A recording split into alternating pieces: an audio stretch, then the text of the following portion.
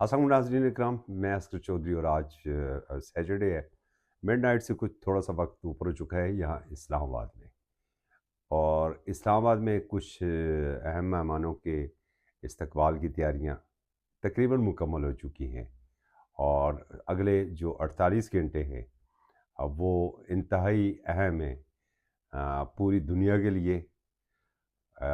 اس خطے کے لیے، خاص کر کے اگر ہم خلیج کی بات کریں تو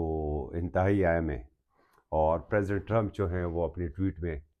جو ہے پاکستان اور پاکستان کا فیلڈ مارشل اور پاکستان کے وزیر اعظم کی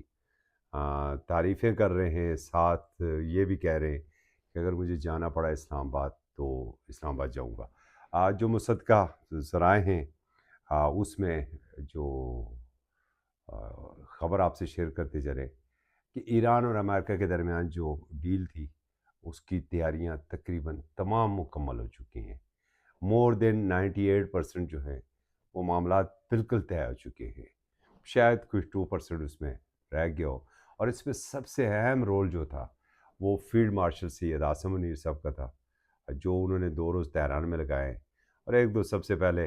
کیا خوبصورت انہوں نے انداز اپنایا، کمبیٹ یونیفارم میں وہ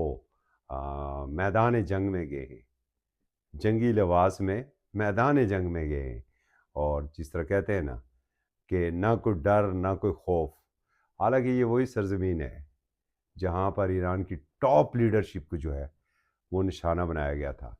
مگر پاکستان کے شیر دل فیلڈ مارشل نے اور جس انداز میں وہاں پر قدم رکھا، ظاہر ہے تیاریاں تو ہماری بھی ساری پوری تھی کہ دشمن میلی آنکھ سے دیکھے تو صحیح، اور بڑا لاؤڈ اینڈ کلیئر ایک میسیج تھا یہ پاکستان کی جانب سے، افواج پاکستان کی جانب سے، کمانڈر جو تھے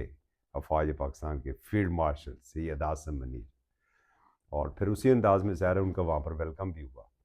اور جو معاملات تھے، جو اسلام آباد ٹاکس ہوئی تھی ان میں جو معاملات طے ہوئے تھے، جہاں پر کچھ رکاوٹیں ہوئی تھی، وہ بھی ظاہر معاملات وہاں پر سارے ڈسکشن ہوئی ہے۔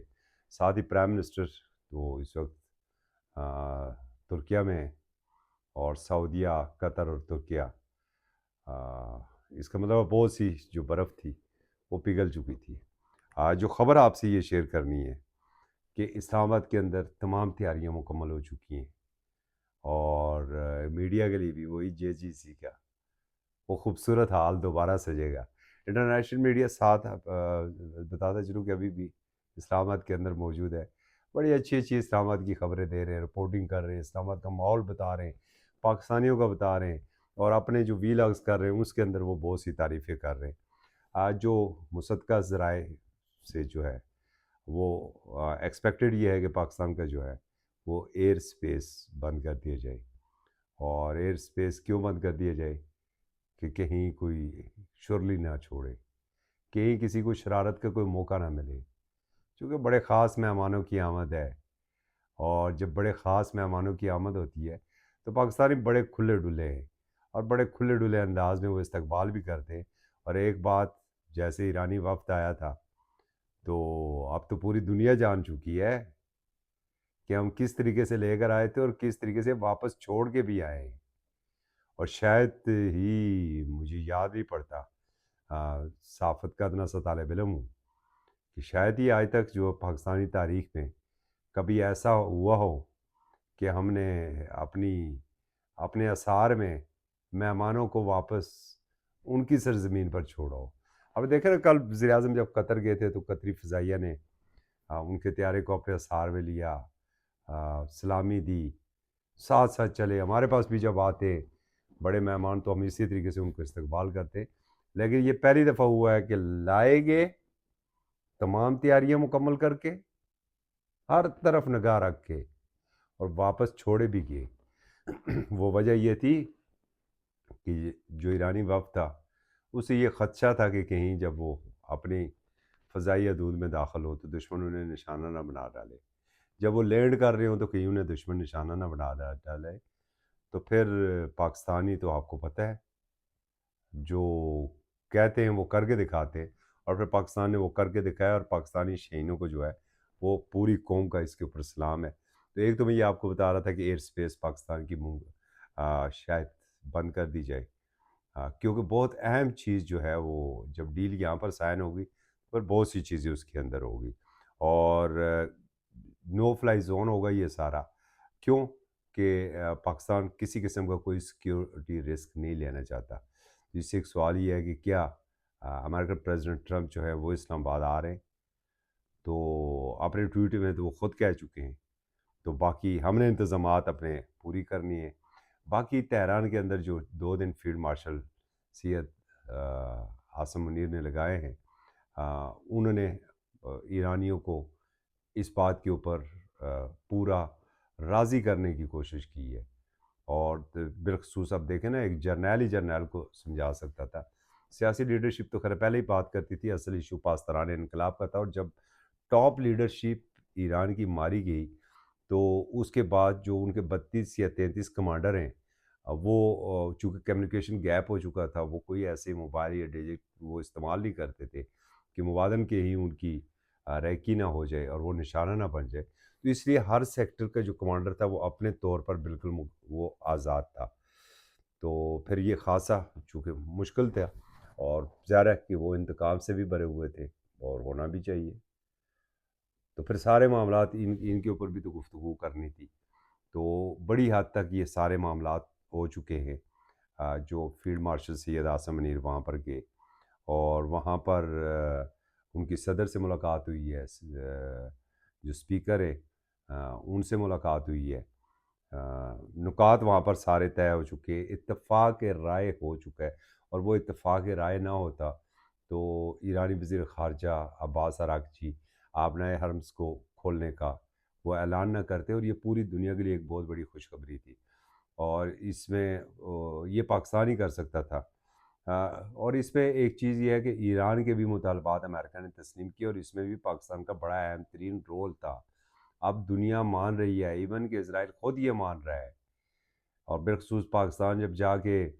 سعودی عرب میں بیٹھا، سعودی دفاع کے ساتھ دفاعی معاہدہ بھی تھا، اور آج کچھ رپورٹڈ یہ چیزیں ہیں کہ کچھ فضائی حدود کی انہوں نے خلاف ورزی کرنے کی کوشش کی سیریا کی اسرائیلی طیاروں نے، تو پاکستان ایئر فورس نے انہیں وہاں پر خبردار بھی کیا ہے۔ یہ رپورٹڈ ہے، مصدقہ تو اسے ہم نہیں کہہ سکتے، لیکن رپورٹڈ ہے کہ اس وارننگ کے بعد وہ بھاگے اور دم دبا کے بھاگے، واپس اپنے ملک میں گئے۔ تو ایک تو یہ بھی وجہ تھی، اور پھر دیکھ لے کہ پاکستان کا یہ دباؤ تھا، اور آج خود جو ہے وہ پوری دنیا بھی مان رہی ہے۔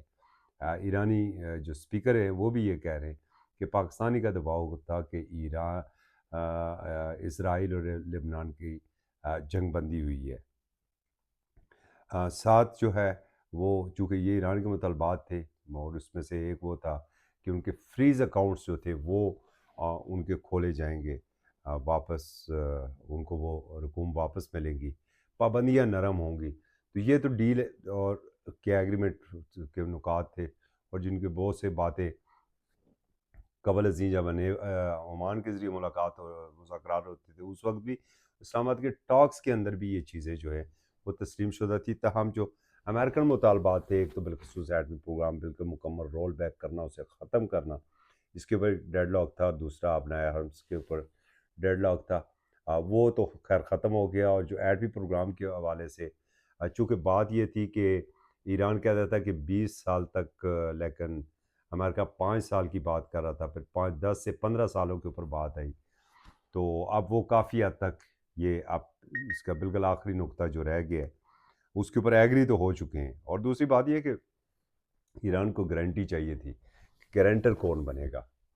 اور ظاہر ہے کہ پاکستان کی بڑی کلیئر لاؤڈ اینڈ کلیئر خارجہ پالیسی تھی کہ ہم کسی پرائی جنگ میں کا حصہ نہیں بنیں گے، اور بڑی حالانکہ کوشش کی گئی، یہ جو 40 روزہ جنگ تھی اس میں بڑی کوشش کی گئی کہ پاکستان کو اس میں انوالو کیا جائے، لیکن پاکستان اس کا حصہ نہیں بنا۔ اور دیکھیں ایران کو بھی پاکستان کے اوپر اعتماد تھا، امریکہ کو بھی پاکستان کے اوپر اعتماد تھا، تو یہ ایک بڑی اچھی اس کے اندر پیش رفت ہوئی ہے۔ ساتھ ہی اگر آپ کو بتاؤں کہ اب تمام تیاریاں مکمل ہیں، 48 گھنٹے جیسے میں نے آپ کو پہلے بتایا تھا انتہائی اہم ہے۔ ان 48 گھنٹوں میں اسلام آباد کارڈ کے اوپر دستخط ہو سکتے ہیں،